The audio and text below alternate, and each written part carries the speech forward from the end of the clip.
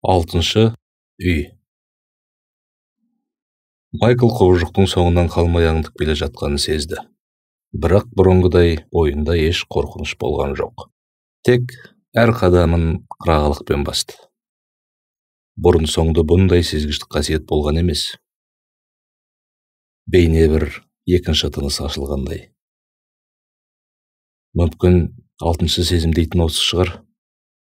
Иә, осы болса керек. Майкл біліп тұр. Көзге көрінбей соңынан қуып келе жүрген не құбыжық бұл? Не керек оған? Дауыл болған күні Майклдың құбыжықпен алысқаны есіне түсті.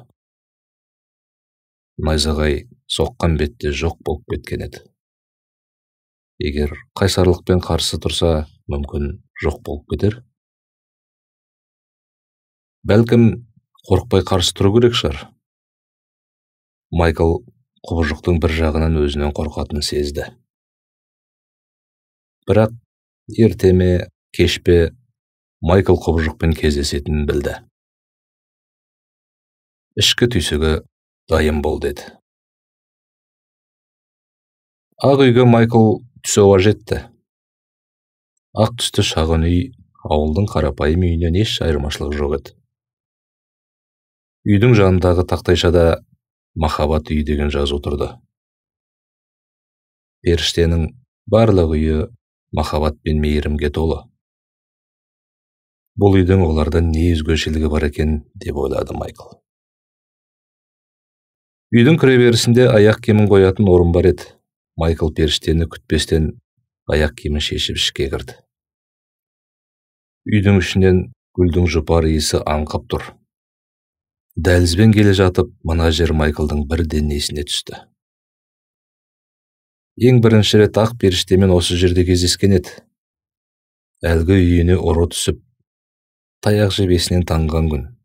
Иә. Мына шексіз ақ бөлмені сол сәтте көрген. Армысың ақ жүрек Майкл, міне тағы кездестік, деп күлімдеді ақ періште. Не деген жағымды дауыс. Періштенің бәрі ғажап, алайда ақтың барлығынан ерекше екені сезіліп тұр. Себебі басқа періштелер аяғымен жүретін, ал ақта аяқ болмады. Ол қалқып ұшып жүрді. Басқалары Майклдың досы, отбасы ретінде болса, ақ әулие іспетті болды. Ол нұрланып, жарқырап тұрды. Өткен жолы жүзіңіз бұлдыр еді. Бұл жолы бет-әлпетіңізді анық көріп тұрмын. Себебі сен рухани тұрғыда жоғары деңгейге көтерілдің. Жүзімді көріп тұрғаның да сол себепті. Сен үлкен жетістікті бағындырдың, Майкл. Бұл періште әлемінде бұндай деңгейге жеткен жан жоқ әлі. Есіміңнің, түсіңнің өзгергенін анық көріп тұрмын. Бұл түстің өзгеруі болашағыңа да әсерін береді. Тіпті соңғы үйге жетпесең де. Басталды. Алда күтетін кедергі сондай қауіпті ме? Неге алдын ала ескерте береді? Қызылда осылай деген еді. Бәрі сен ойлағандай емес. Осы сөзді жадыңа түй. Мәңгі санаңда сақта, деді ақ. Өткен күндерін есіне алған Майкл бұл сөздің мәні қандай терең екенін мойындады. Ақ, сіз өзгешесіз. Иә, Майкл, мен бәрімін. Бұл махаббат үйі. Осыған дейін болған үйлердің ішіндегі тазасы. Ал ең кіршіксізі келесі үй. Бұған дейінгі үйлерде сені ілім мен сабақтар күтті. Ал бұл жерде ілім де, сабақ та жоқ. Бұл қайнардың қақ ортасы. Бірақ ортаңғы емес, жеті үйдің алтыншысы емес пе? Қалай қақ ортасы болады? Бәрі сен ойлағандай емес. Үйдің санымен емес, адамның түсінгенімен есептеледі. Періште ұшып Майклдың дәл алдына келді. Не деген ажарлы жүз. Егер махаббатта бет-әлпет болса, әлемді құтқарар махаббат деген осы шығар. Сіз кімсіз? Жай алтыншы үйдегі періште емессіз ғой? Мен сезіп тұрмын. Мен бәрімін, және бәрінде бармын. Әйтеуір бір күн түсінермін, деді Майкл іштей. Майкл, тамақ ішіп демалып ал. Ертең барлық сұрағыңа жауап аласың. Майкл періштені қимай, қалсаңыз болмай ма? Деді қиылып. Жоқ. Бірақ ертең мен келем. Періште, тулаған мына сезімді қалай түсінсем болады? Майкл, тек мынаны айтам. Мен бүкіл материяның бастауын сезіндіретін күшпін. Мен шексіз ғаламда бармын. Әр адамның жұдырықтай жүрегінде орналасқанмын. Мен ғарыштағы ең кішкентай физикалық бөлшекпін, және ең үлкен нысанмын. Мен ғаламдағы барлық жарықты көрсетем. Мен атом ядросы мен электронды бұлт арасындағы кеңістікпін. Мен ғаламдағы сарқылмас күшпін, және энергияның ең қарқынды көзімін. Мен ең алыс, және бүкіл жаратылыстағы ең күшті қуат көзінен келдім. Мен құм сағатындағы құммын, және сонымен бірге уақытқа тәуелсіз орталықпын. Мен материяның санамен әрекеттесуіне мүмкіндік беретін жасампаз күшімін. Сондықтан мен ғажаппын. Себебі мен махаббатпын. Ертең саған махаббаттың 4 белгісін айтам. Сосын бір адамды кездестіресің. Сол сәтте бәрін түсінесің. Әлбетте Майкл ештеңе түсінген жоқ. Сонда да алғыс айтты. Ақ қайрылтын тілеп шығып кетті. Ақ түсті үстел, ақ түсті дастархан, аппақ шынаяқ қандай әдемі, ғажап үйлесім. Бұрын Майкл ақ түсті ұнатпайтын еді. Ол ойы жөн емес екен-ау. Майкл жан-жағындағы сұлулыққа тамсанып отырып, таңғы асын ішіп алды да ақ періштемен кездесуге асықты. Қызық, бүгін не күтіп тұр екен? Майкл бөлмесіне шығып ақ түсті залға бет алды. Періште расында күтіп тұр екен. Қайырлы таң, Майкл. Ал, дайынсың ба? Иә. Ақ періште екеуі шағын бөлмеге кірді де орындыққа жайғасты. Бұл жерде ешқандай жазу, сызу, экран болмады. Тек періште және Майкл. Ақжүрек Майкл, мен саған махаббаттың 4 белгісі туралы айтып берем. Жүрегіңде Құдайға деген кіршіксіз махаббат оянғанда, оны әр клеткаңмен сезінетін боласың. Сенің өмірге деген, айналаңдағы адамдарға деген көзқарасың мүлде өзгереді. Кез келген істің түпкі мәнін бірден түсініп тұратын қасиетке ие боласың. Сендер, адамдар, махаббатты қалай түсінесіңдер? Жай бір сөз ретінде қарайсыңдар. Ал шынайы махаббат. Жүр, саған бірдеңе көрсетем. Мәссаған. Майкл 5 үйден көргендерінен кейін ештеңеге таңғалмаймын деп ойлаған еді. Олай емес екен. Дәл түс көргендей айнала шыр көбелек айналып кетті. Бірақ басы мүлде айналмады. Ақ періште екеуі басқа өлшемге өтіп кетті. Әйтеуір табан тіреді-ау. Майкл періште екеуі ғаламға ма, ғажайып бір жерге бара жатырмыз деп ойлаған еді. Олай емес екен. Екеуі аурухананың жансақтау бөлімінің палатасында тұр. Неше уақыттан бері періштелер әлемінде жүрген Майкл жерге тән аурухана, бәрі иістерін ұмытып қалыпты. Тыржия қалды. Тыныштықты медициналық құралдың пиқылдаған-шиқылдаған дыбысы бұзды. Төсекте өңі боп-боз, арық келген, жасы үлкен ер адам жатты. Аппаратпен демалып жатқан оның көзі жұмулы еді. Оған не болды? Деді Майкл сыбырлап. Ажал аузында жатыр, деді періште. Сол сәтте палатаға бір қыз кірді. Қыз Майклға ерекше көрінді. Неге ерекше сезіліп тұр екен? Өзі де түсінбеді. Мына қыз кім? Ана кісінің қызы. Саған көрсетейін деп тұрған оқиғаның бас кейіпкері осы ару. Есімі Мэри.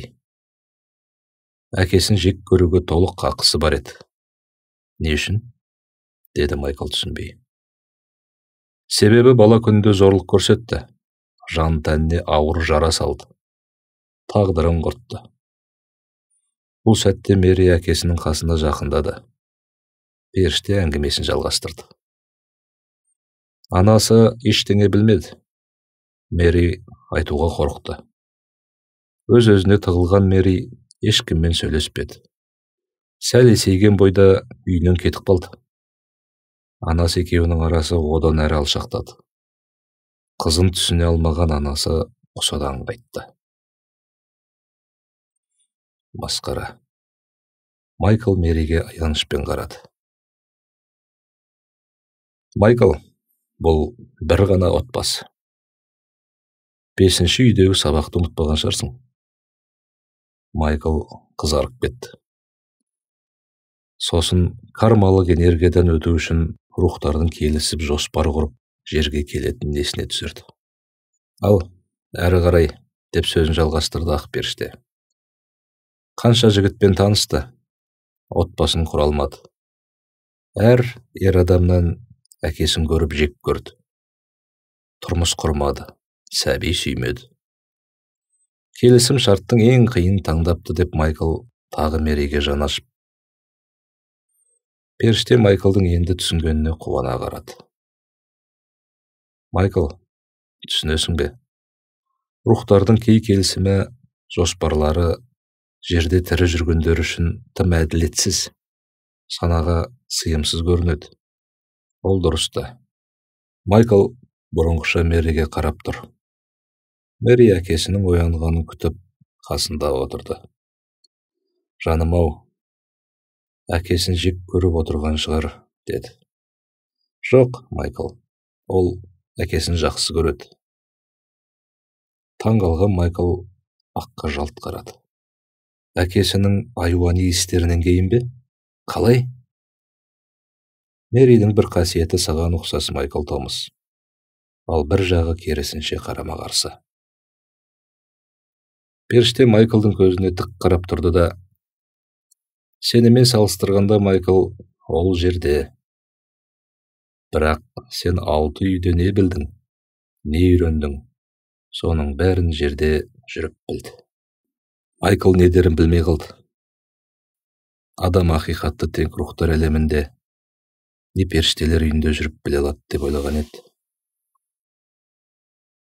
Бұл қалай болған? Қалай? Мэри рухани кемелдікке өзі жетті, Майкл. Әрине оңай болмады. 9 жыл қиналды. Ізденді. Басын тауға да, тасқа да соқты. Ақыры міне, жұлдыз құрттан көбелекке айналды. Сен де сөйттің. Ерекше жансың, Майкл. Алайда мынаны біл. Періштенің 6 үйінде және 7-ші үйде көзің жететін ақиқатты білу үшін адамдарға сан ғасырлар керек болады. Оны түйсіну үшін 2 әлем ақиқатын іздеу керек. Ақиқат кітапта жасырулы болуы мүмкін. Ақиқат басқа жанның санасында болуы мүмкін. Адамға шексіз іздену керек. Адам Құдайға 1 қадам жасаған сайын, ол 100 қадам жасайтын білгені жөн. Майкл ойланған күйінде орындыққа отырды. Бір түрлі қысылып барады. Ең бірінші ақ періштені көргенде жердегі өмірден шаршаған, өмірді жек көретінін айтып шағымданған еді. Енді сонысына өкініп отырғандай. Ақ Мэри неге 9 жылын жұмсады? Ол шамасы жеткенше рухани өсті, ізденуін тоқтатпады. Сонысы үшін мақтан тұтамыз. Сол үшін біз де оған жақындадық. Мэри төменгі энергиялы әлемде өмір сүрсе де, рух әлемдегі отбасының шын есімдерін біле алды. Ол қайсар рух. Жүрек көз ашылған мұндай рух иелері әрқашан жарқырап, ерекшеленіп жүреді. Майкл Мэриге тағы қарады. Расында мысы басым ерекше жан. Сырттай қарасаң нәп-нәзік, ал рухы... Оның сырт бейнесіне алданба. Бәрі сен ойлағандай емес. Бұл әйел нағыз жарық жауынгері. Мықтылығы сол, ол құбыжықты жеңді. Майкл ыңғайсызданып қалды. Құбыжықты жеңгені не деген сөз екен, деп ойлады. Майкл Томас, шынайы махаббат жақсы көрудің бірінші белгісі. Ол үнсіз келеді. Мэриге қара. Ол палатаға үнсіз кірді. Әкесі өлім аузында жатыр. Өш алуға таптырмас еді. Бала күннен жүректе қалған кекті қайтаруына болар еді. Ана өлейін деп жатқан адам істегенін ұмытпағаны анық. Өкініштен өзегін өрттеп, сол қайғы жанын жеген соң осы жерде жатыр. Әл дәрмені жоқ, тірі өлік күйінде алдында жатыр. Мэридің әрекетіне мән берші. Мэри әкесінің үстіне жамылғы жауып, басын кеудесіне қойды. Мэридің не сезініп тұрғанын Майкл да сезді. Мұны ақ періште әдейі істеді. Жаны тып-тыныш. Жек көру, кек қайтару туралы ойдың ұшқыны да жоқ. Арада бір шама уақыт өтті. Ажал аузында жатқан қарт көзін ашты. Оянған бетте Мэриді көрді. Алғаш көргенде қатты қорқып кетті. Неге келді екен? Неше жыл өтті көрмегелі. Кезіндегі ісім үшін өлтіре ме екен, әлде қарғай ма? Қарттың бұл ойын аппараттың шиқыл-пиқылының жиілігінен түсінуге болар еді. Майкл, дәл қазір махаббаттың екінші белгісіне куә боласың. Шынайы махаббат, жақсы көруде талап, міндет болмайды. Әкесінде дүние жеткілікті. Кезіндегі ісінің өтеуі ретінде Мэри сол дүниені сұрауына болар еді. Сотқа берем. Қазіргі отбасыңа айтып, абыройың шашам. Тағырда бірдеңелер айтып қорқытса болар еді. Алайда олай істемеді. Мэри әкесінің шашынан сипап, құлағына сыбырлады. Ал аппарат шиқылы сәл бәсеңсіді. Әкесі деп терең дем алды. Бұл деммен ішінен неше жылдық уайым қайғы бірге ытқып шыққандай. Бірден көзінен тарам-тарам жас сорғалады. Ол жас тоқтамады. Ақ, Мэри әкесіне не деді? Деп Майкл сыбырлап. Сені өтті жақсы көрем, және сені кешірдім деді. Майкл бұл көрініске қайта назар салды.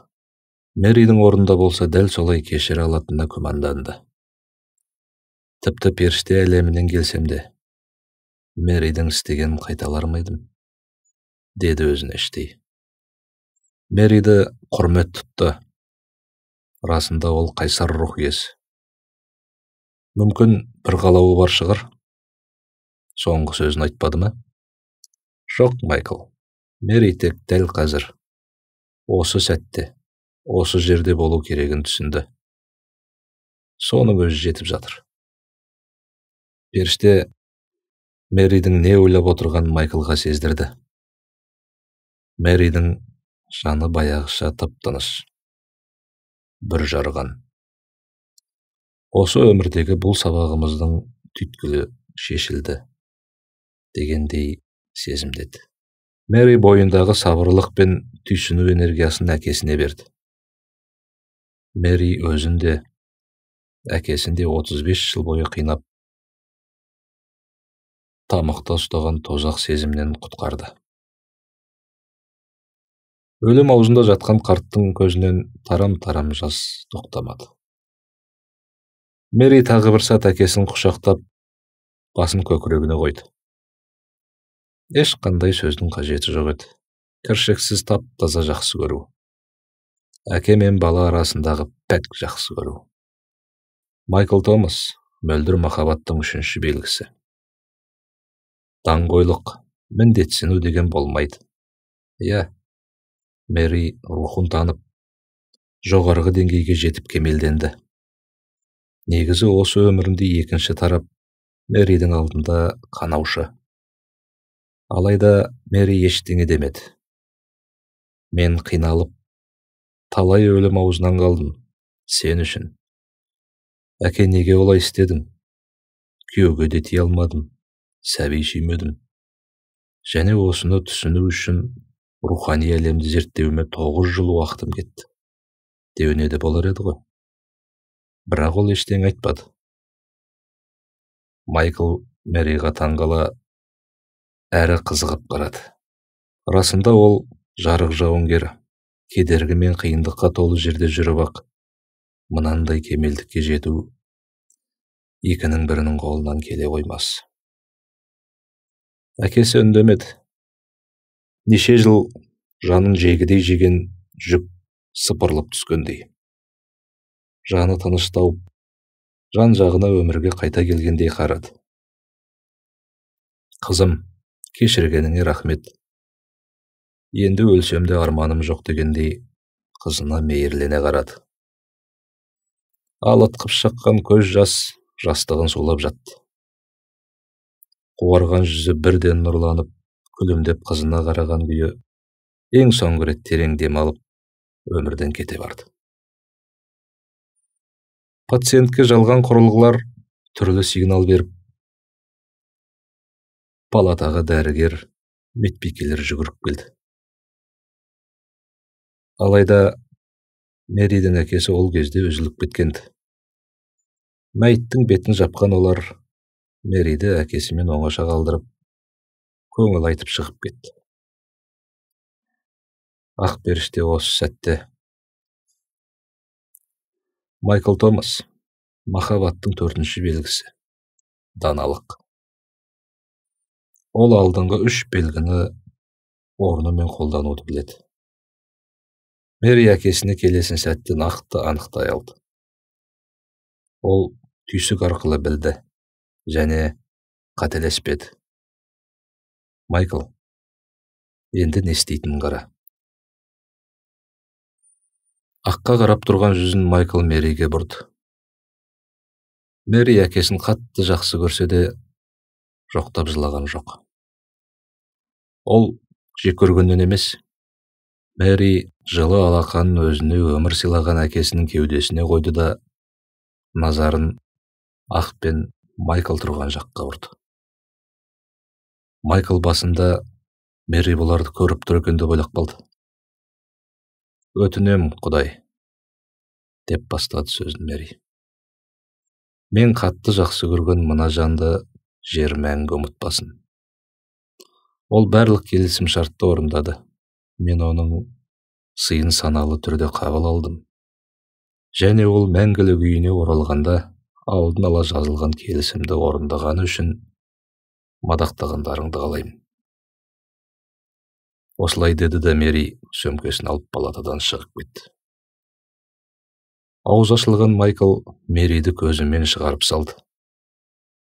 Дәл қазір ол өте ауыр да күрделі келісім шарттың аяқталуының куәсі болды. Аяғы қалай болды десеңші? Мэри махаббат даналығының арқасында өлімді жеңе білді. Сол даналықтың арқасында әкесі өлген сәтте жылаған жоқ. мерекемен шығарып салды. Көз алдыңда өрбіген оқиға туралы не айтасың, Майкл? Майкл жөткірініп. Меніңше, дәл қазір санаулы сағатта шынашақтай келіншек берген сабақ, періштелер берген сабақтан еш кем түспейтіндей, деп қалды да Майкл тілін тістей қалды. Бұл теңеуің дұрыс емес шығар, бірақ жауабың өте орынды, Майкл. Періште сөзін бөлді. Бұл әлемде басты рөлді адамдар ойнайды. Сенің келесің сынағында да басты рөлді адамдар болады, деп жымиды. Періштемен Майкл тұрған жер буға айналып, екеуі санаулы уақытта періштелер әлеміндегі ақ үйде болды. Майкл Томас, қояр сұрағың бар ма? Майкл шын мәнінде не қалайды өзі? Асықпай ойланды. Дәл сол сәтте Мэри сияқты мықты емесін іштей мойындады. Жан-жағына көзқарасы түбегейлі өзгерді. Рухани тұрғыда жоғарылады. Бойында әлгі әйел білетін ілім күші Майклда да бар. Рухани құралдары, сиқырлы картасы да бар. Бірақ Мэри сияқты сабырлы, жаны тыныш емес. Ал ең қиыны, жүрегінде алаулаған махаббат сезімі жоқ. Айтыңызшы, алаулаған махаббат сезімін сезіну бақыты бұйыра ма маған? Қалауың сол ма? Деді Майкл. Ертесі ұйқыдан оянған Майкл бойында тағы өзгеріс болғанын сезді. Қалай сезінгенін түсіндіре алмады, бірақ кешегі күнмен салыстырғанда бойында даналық оянғандай. Төсегінде отырып ұзақ ойланды. Кешегі ауруханадағы оқиға есінен кетпеді. Мэри төмен вибрациялы жерде өмір сүреді. Әрі өмірдің көрмегені жоқ. Сөйтіп жүріп, ешқандай ғажайыпсыз рухтың биік деңгейіне жету деген Майкл сияқты жерде қалғым келмейді, үйге қайтайыншы, деп еш шағымданбады. Өмірді жақсылығымен де, түрлі кедергілерімен қабылдап, асықпай, уақытымен рухани дамыды. Майкл ше? Дәл сол сәтте Майкл мынаны түсінді.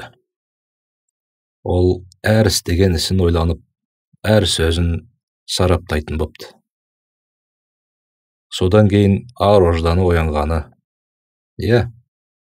Майкл туғаннан адал, әрі әділ жан. Ата-анасының тәрбиесі солай болды.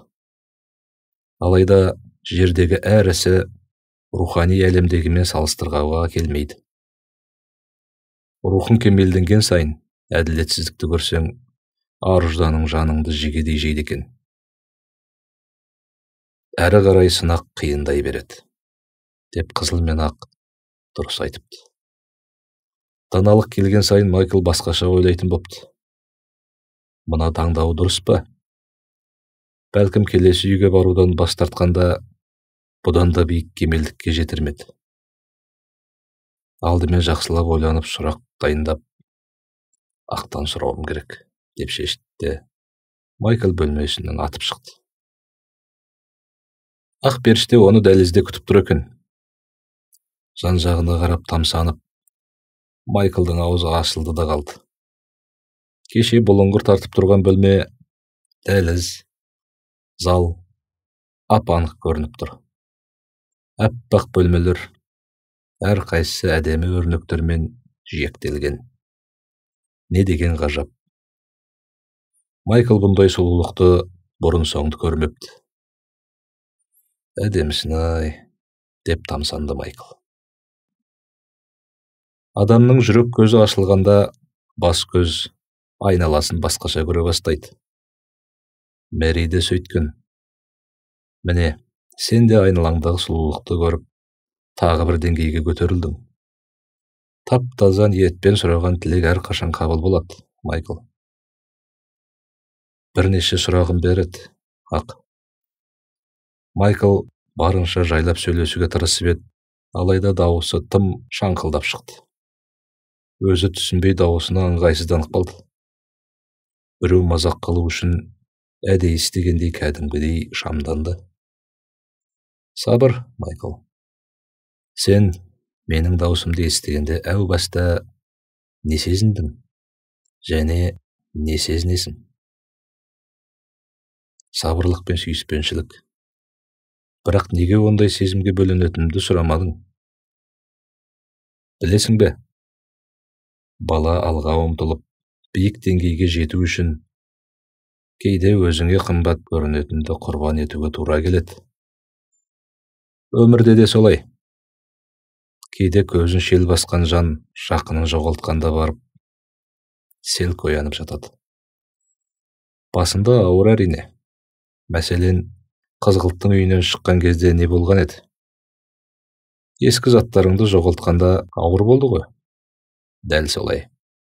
Сенің даусың, көзқарасың, ойың бәрі өзгерді. Және оған себеп бар.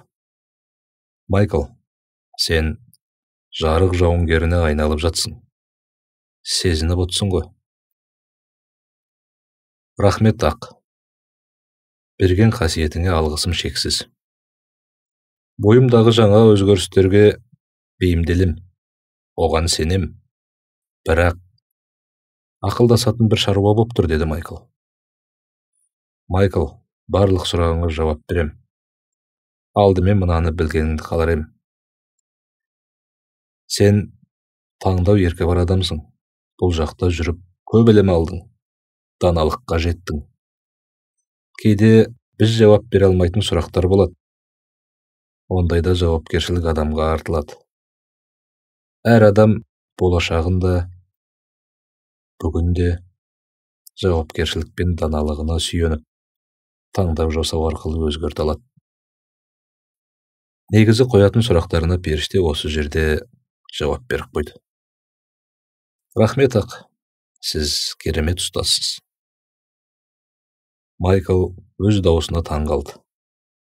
Бала күнде дауысын микрофонға жазып алып, соңынан тыңдайтын еді. Тағы сұрақ қояйын деп жатыр еді. Періште ұзын дәліз бойымен ұшып жоқ болды. Майкл ақ кеткен жақпен жүрді. Аузы ашылған күйі айналаға тамсанумен болды. Ғажап. Дүниедегі ең керемет мұражайды аралап жүргендей күй кешті. Кеше ғана айналасы әппақ бөлмеді, ал бүгін көз тоймайтын сұлулық пен ғажайып мүсіндерге толы. Қызық, кеше бұларды көре алмадым. Бүгін де көрмей тұрған бірдеңе бар болар, деп ойлады іштей. Түстерді, деді Ақ. Түсінбедім, Ақ. Сен басқа түстерді көрмей тұрсың. Бұл ақ үй ғой. Басқа түс болуы мүмкін емес. Ақ рахаттанып күлді. Ақ күлген кезде Майкл еріксіз жымиды. Жердегі адам үшін бұл ақ үй.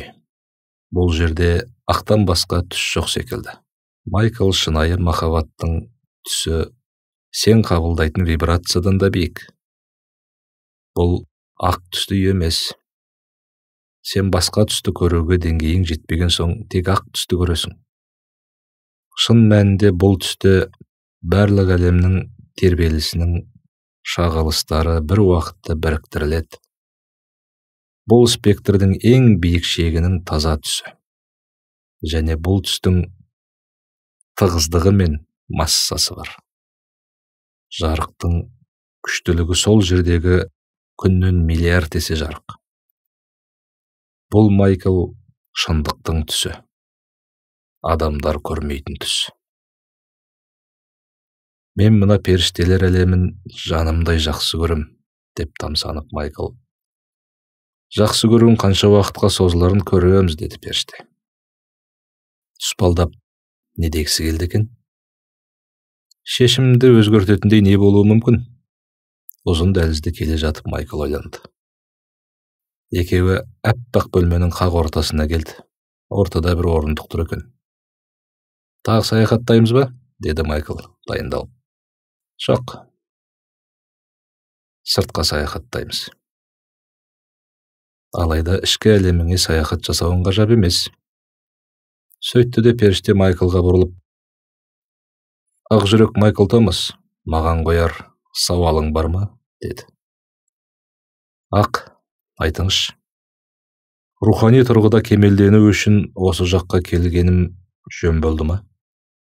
Періште сәл ойланып барып, сен үшін қажетсіз болса, әу бастан саған көмек бермес едік, деді періште. Бәрейше, осы жерде алған ілім де құрал да бар бойында. Бірақ ол көкте емес, жерде өмір сүруді. Сондай қасиетті бола тұра, жерде өмір сүру дұрыс па? Иә, өзі үшін дұрыс, деді дана періште. Білесіз бе? Осы уақытқа дейін өзімшіл, нағыз эгоисттің өзі болған сияқтымын.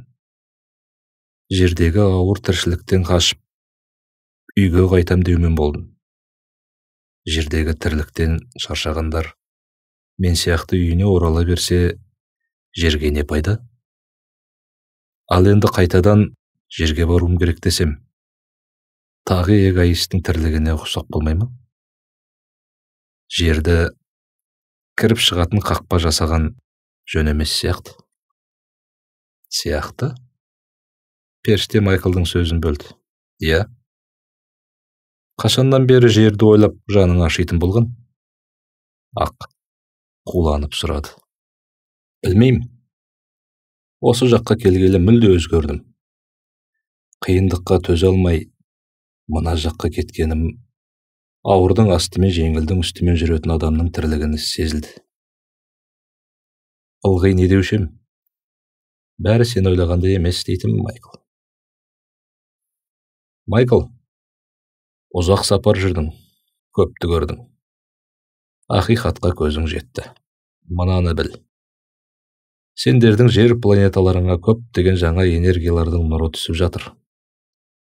Ол энергиялардың вибрацияларының күштілігі сол. Көп адам рухани тұрғыда сенің деңгейіңе жететін болады.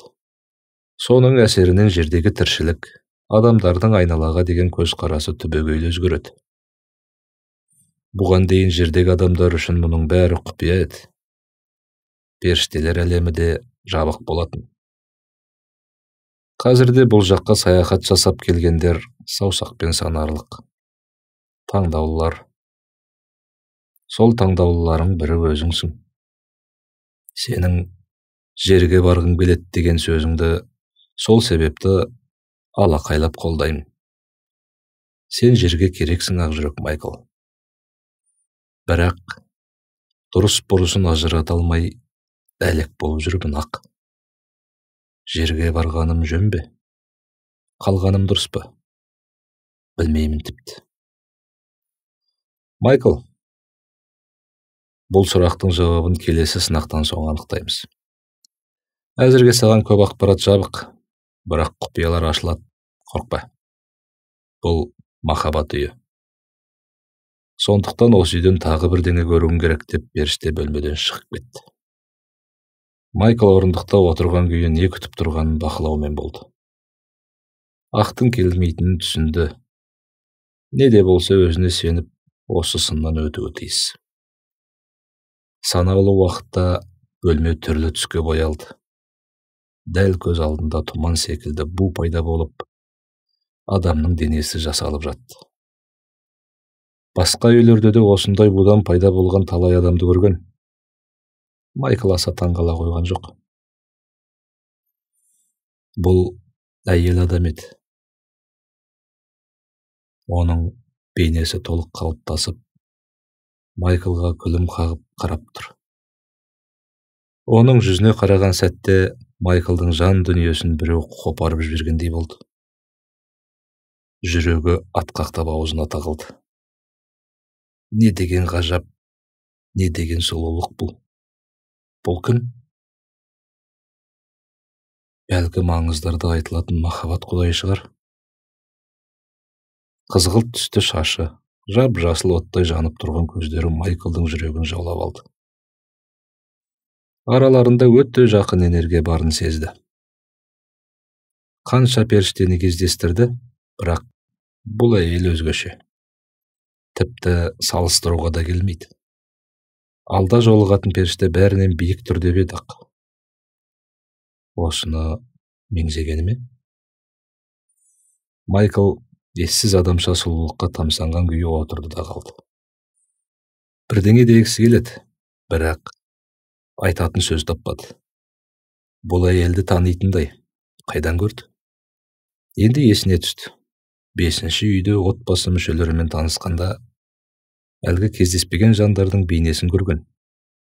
Рухтар әлемінде келісімге келіп, бірақ кездеспеген бейнелерді көрсете алмаймын деген еді. Қызыл періште сол бейненің бірі осы сұлу еді. Екеуі бір-біріне көз алмай қарап тұрды. Егер отбасы мүшелерінің ішінен көрсем, бұл әйел періште болмағаны ғой. Тізімде көрсем, демек бұл менің кармалық отбасымның бір мүшесі болғаны ғой. Майклдың жүзі бұзылып кетті. Жаны махаббатқа мас болып, ән шырқаса, тағы бір ой төмен тарта берді. Жүрегі атқақтап, саябаққа баруды ұзақ күткен сәби секілді қуанды. Міне, сол сәби сонша уақыт армандаған саябаққа жетті. Қуанып, шаттанып, мәз боп тұр. Майкл өзін түсіне алмай әлек болды. Мына әйел жанына ғана емес, тәніне де әсер етуде. Алақаны неге терлеп, денесі бір ысып, бір суып тұр. Алдында тұрған періште емес. Өзі сияқты адам. Бірақ неге Майклдың әр клеткасы діріл қағып, басқаша сезімге бөленді? Көзіне жас толып, тамағына өксік тығылғандай, сөйлейін десе сөз шығар емес. Майкл, бұл мен. Әйтеуір алдында тұрған әйел әңгімені өзі бастады. Дауысы таныс дауыс. Қайдан естіді? Ең алғаш қыздың қолын ұстаған оқушы баланың күйін кешкендей сасқалақтап қалды. Не деген мүсін? Сол құлын мүсінге құйық қойған көйлегі қандай жарасымды? Құдайым-ай, не деген сезім бұл? Жасыл періштенің айтқандары ойына түсе берді. Сөйтті де, көйлегің әдемі екен, деді Майкл. Не деп кет? Көйлегі десе? Масқара, бұл ғажап әйел махаббат үйіне мен үшін келді.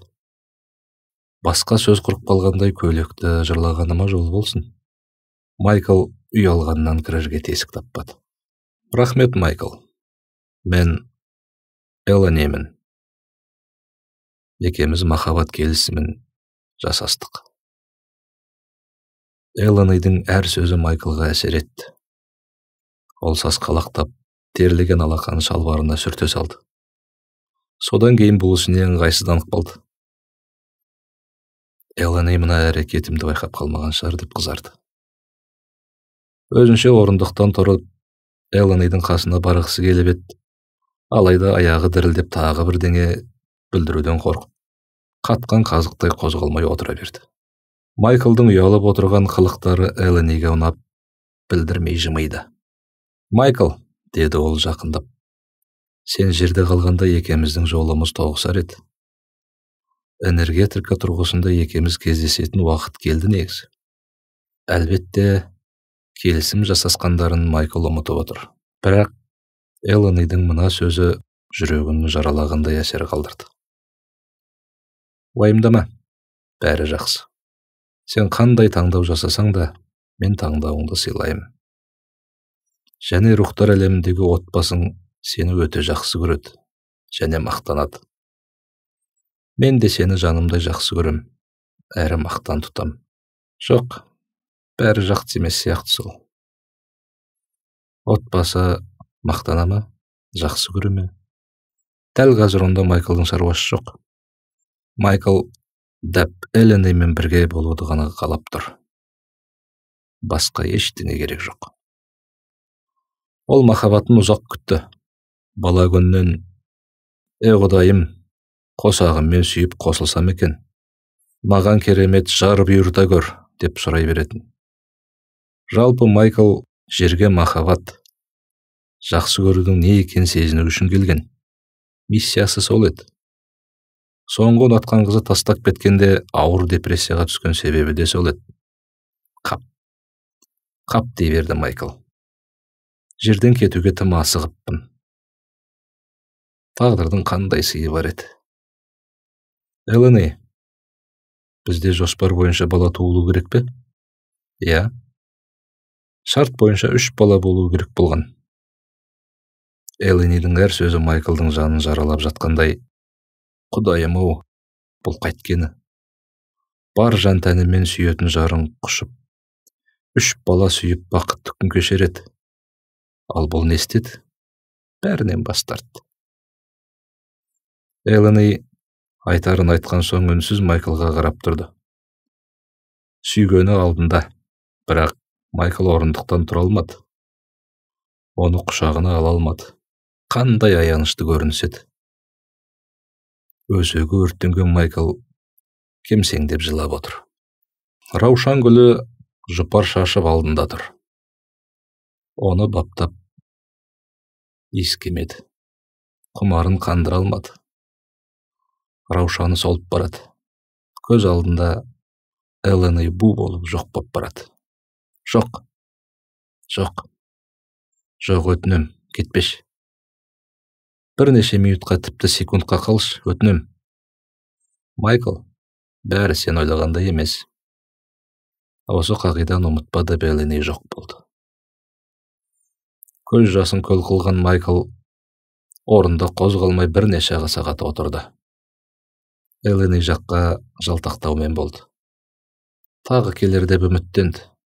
Жоқ, келмеді. Майклдың жаны жараланды. Таң атты. Майкл орнынан қозғалмаған күйі әлі отыр. Марафонға қатысқан спортшы сияқты бүкіл денесі сырқырап ауырып қапты. Ас ішу керегін білсе де тәбеті болмады. Өзін қинап орнынан тұрды да бөлмесіне кірді. Дастархан бұрынғыдай түрлі тағамдарға толып тұр екен. Алайда Майкл бірінші рет сол астан дәм татпады. Кеше ғана ғажап та сұлулыққа толы айналасы бүгін күрең тартып тұрғандай. Дәл сол уақытта Майкл аққа қойған соңғы сұрағын есіне түсірді. Осы жерде қалғаным жөн бе? Әлде жерге қайтқаным дұрыс па? Дегенде, келесі сыннан кейін таңдау жасасаң болды, деген жоқ па?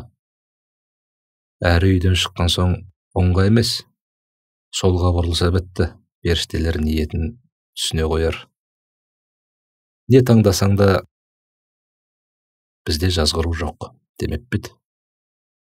Я, осы таңдау жөн көрінді. Сонда Элленимен кездесе алады. Ол бар жылдамдықпен сауытын киіп, қолына семсер, қалқанын алып, картаны сөмкесіне салып бөлмеден шықты. Дәлізде ақ күтіп тұр екен. Майклды бас аяғына бір қарап, ақ қолын кеудесіне қойып басын иді. Майкл Томас, қалың қалай? Онша емес, жаман десем де болады. Шын, қиналып тұрмын. Жан дүнием түгел сырқырап тұр. Кешегі күн есіме түссе қиналып кетем. Өтінем, мына жерден тез кетейінші. Я, осылай болады. Махаббатпен ойнама сен деген осы. Бірақ сапар әлі аяқталмады, деді Майклды шығарып салған періште. Білем, тек мына жерден кетсем болды, деді Майкл. Кіреберісте аяқ киімін киіп жатып. Періште Майклдың не сезініп тұрғанын жақсы білді. Және бұл әрекетін сынамады да, ренжімеді де. Я, періштелер қателеспепті. Майкл ерекше жан. Келесі кедергіден өтсе, нағыз жауынгер атанар еді, деді іштей періште. Майкл, сені түсінем. Әлем амандығы үшін махаббатты құрбан етуден асқан азап жоқ. Бәрі сен ойлағандай емес. Сені айналаң қатты жақсы көреді, осыны біл, деп есікті жауып алды. Ойының бәрі сүйгені болды. Біз міндетті түрде кездесеміз. 3 сәбиімді де көрем, деп өз-өзіне серт берді. Асқақ арман алға жетелесе де, түнімен ұйықтамаған, тамақ ішпеген Майклдың тәні шаршап келе жатқан еді. Ал жолда Майклды сол күтіп тұр. Жасыл құбыжық.